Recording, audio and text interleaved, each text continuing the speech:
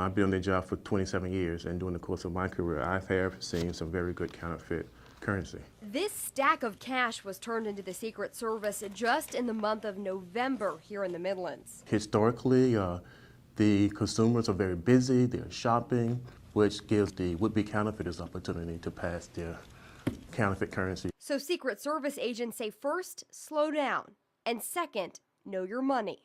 If you suspect that you have received counterfeit currency, take a bill that you know the same denomination and compare it to it, and make sure that they have those same security features. First, look at the portrait. The portrait in the genuine currency is three-dimensional, whereas the portrait in the counterfeit bill is dull. See the difference? Second, agents say since the 90s, money has been made with a security thread. Typically, it's not in counterfeit currency. But some counterfeiters have even been able to forge threads, so look closely. A real bill will clearly say USA and the correct dollar amount.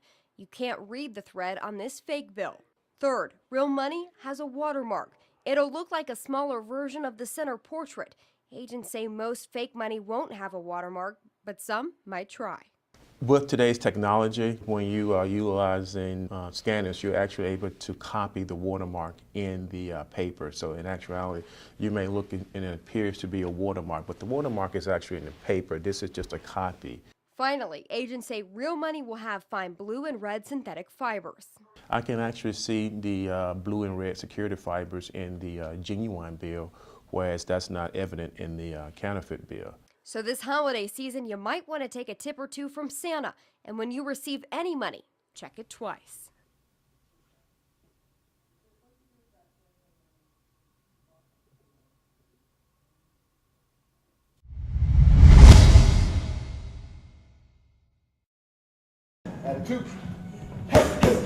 At Fight Club University in Northeast Columbia, One boy left shoulder two. throwing punches is a passion.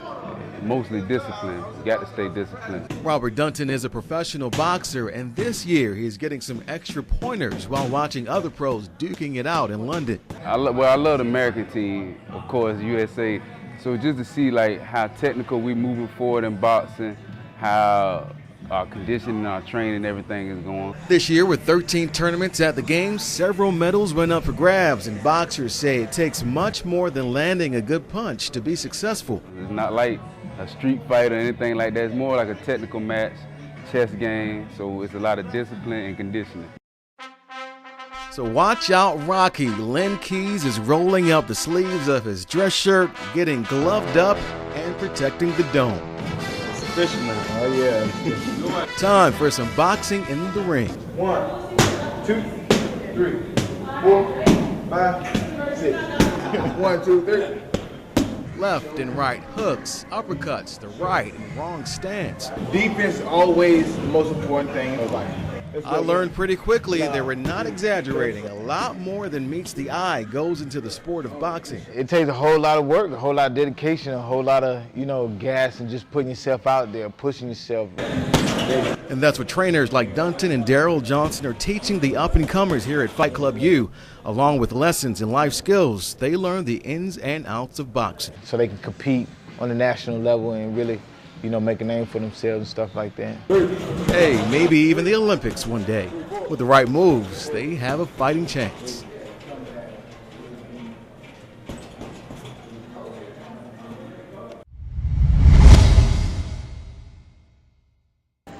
Well, the sun's come up. We've got a better view of what's happening, Hannah, but still the smoke is just roaring from the top of this complex. It does look like they are getting better control of this fire.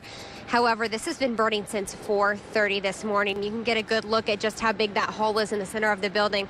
And what broke my heart, I just spoke to a resident who's standing off the side here and says, that's my house. That's everything I own inside.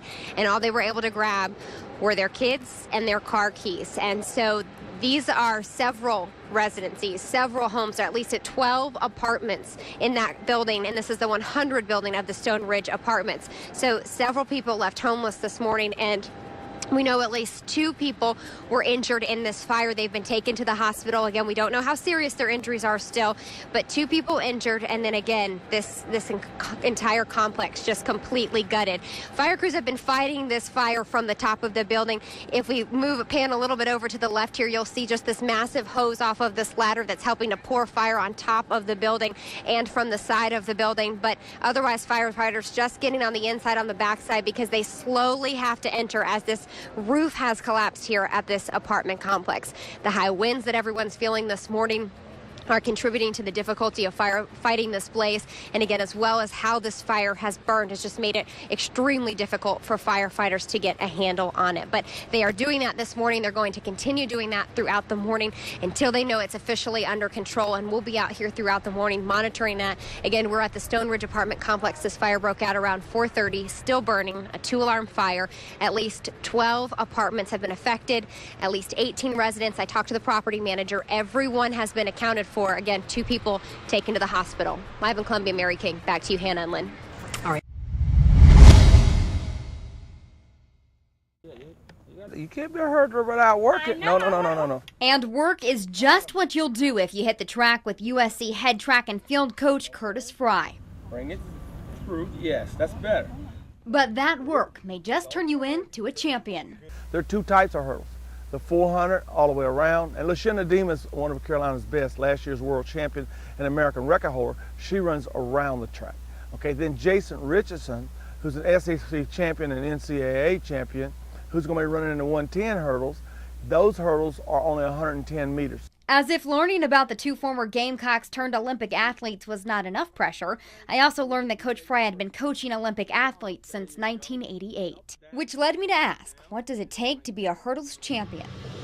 Flexibility, core strength, and just general athletics. And for me, Coach Fry said that meant beginning with the hurdles flipped upside down. Hello. Coach gave me the okay, but said we were just getting started. Now you're going a little faster. And we moved them out a little bit, and we'll move them out again. Ready? Yes. Almost. Let your arm go right here. Stop your arm on your hip and the other one at your eyes. Here we go. Take 2.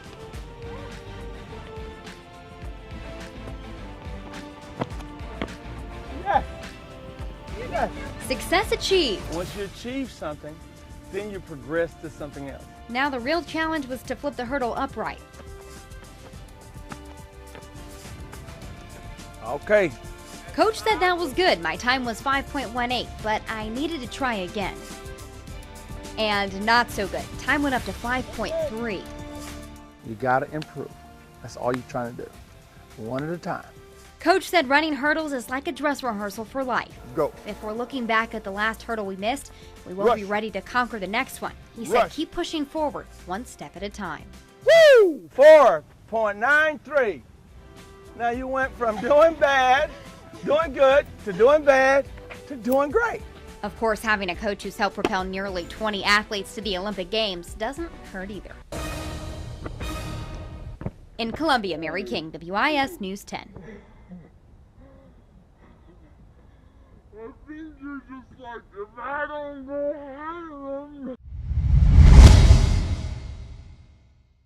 Story when she spotted the fire, and she joins us live from Casey with more. Mary, I understand the roof collapsed a little over an hour ago.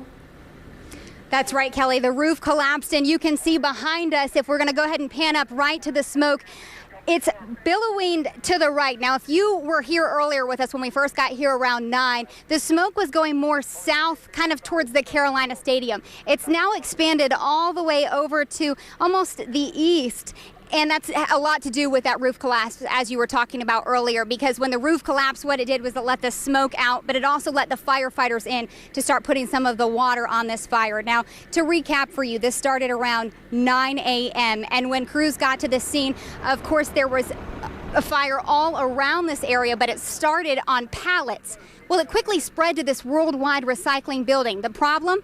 There's petroleum in plastic, and that's why everyone in our viewing area is seeing this black smoke billowing in if you're anywhere near a close radius to this fire. With me now is Lieutenant Jeffrey Simmons, who has been on the scene since this fire broke out, and you've helped us through the beginning. We talked to you around 9:30 this morning. Tell us what's going on now. Right now, we're still continuing with our fire extinguishing efforts. We do have a heavy fire load. It is petroleum-based plastics of various kinds, and we have a lot of support from Columbia, West Columbia, Lexington County, Highway Patrol, University of South Carolina Police Department, IRMO, DHEC is on scene, Lexington County EMS. We have had one transported from the scene due to heat exposure, but at this point, it is contained to a certain specific area. It's just not out, it's fueling itself, and it's going to take a while to get it out. And that's the big question is, it's so hot outside. How are these firefighters staying safe today? Just stick to your routine, stay steady, don't overexert yourself, and we're keeping them hydrated. We're putting them back into manpower pools and rehydrating them to ensure that they don't get overexposed to the heat. Finally, last question. People may be looking up and going, should I be concerned about the smoke? Is there environmental concern? What's the next step with that? We have DHEC on the scene as well. They are monitoring the air and taking air samples around the area. And if there is anything to be concerned about, we will keep you up to date. Like I said, if there's any need for any evacuation or anything, they will let us know, and then we'll make the appropriate measures to take care of that. All right, Lieutenant Jeffrey Simmons with the KC Department of Public Safety. We thank you so much for keeping us updated throughout the morning. Of course, our job is to keep you updated throughout the day, and you can do that by following us on WISTV.com. Of course, the WIS News 10 app, and we'll be here on air throughout our evening cast to keep an eye on this fire, which crews believe could be burning for hours more. The good news is that white smoke you see behind me, that means that the fire is starting to die down a little bit, and so we're going to hope that that's what we continue to see throughout the day. Live in KC, Mary King, back to you guys. Mary King, nice job, and I know we're going to touch base with you in a little while to get another update. Thank you for your good reporting. We do want to go ahead and take a live look outside. This another shot from our sky cam of this fire that Mary was just telling you about.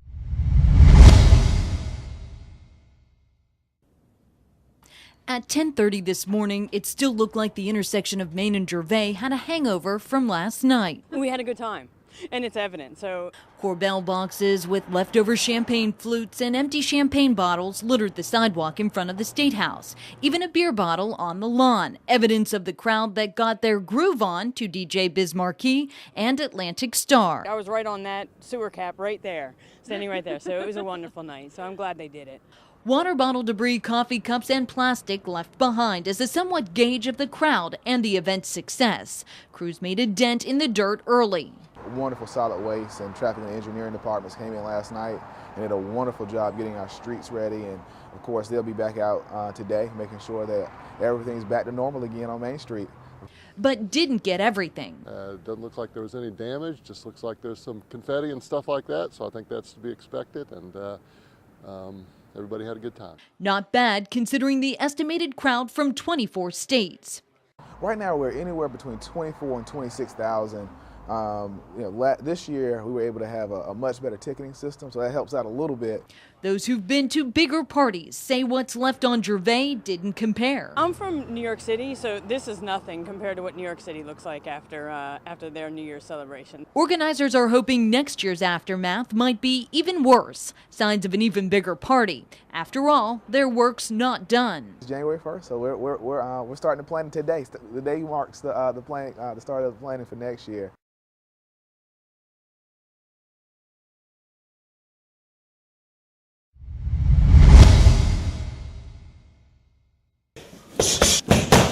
For the past 3 years, I just wanted to find a good workout. Lloyd McClary I love it. has been throwing these heavy punches at Columbia Martial Arts and Fitness as part of a kickboxing regimen. Tired. It's a strenuous exercise. A workout that has many benefits. You get lots of cardio and some strength training as well. Kind of a stress relief because you get to kind of hit stuff, so it's not like we're punching a kick in the air. A perk of kickboxing I just couldn't resist, but first, a warm-up with some basic boxing and some footwork. And then when you start combining them, we're typically working like a kickboxing or boxing format where you're going to do 3 minutes of work, and that really gets your heart rate up. The heart rate quickly goes up when you add the punches and those kicks done in 3-minute intervals. CMA owner and trainer Mark Mills says that's the best way to maximize the workout. Even more effective, he says, than 30 minutes on a treadmill. If you get I would say 10 3-minute really high intense cycles and a little bit of break, you'll get a whole lot more work, and the effect tends to last a lot longer after the workout too. Along with kickboxing, Mills also offers mixed martial arts and jiu-jitsu, several ways to change up a workout if you're bored. It changes all the time, so there's a lot of variety, what helps keep people from getting bored and help keeps your body from getting stale. And with just some gloves and a willing sparring partner, you can really get the most from throwing those jabs, uppercuts, and kicks. You can probably burn anywhere up to 1,000 calories if you do like a full hour and you really go intense on it. Something Lloyd discovered early on. My health is a whole lot better than when I first came in here. Sometimes I still get tired and everything, but that just goes with the program.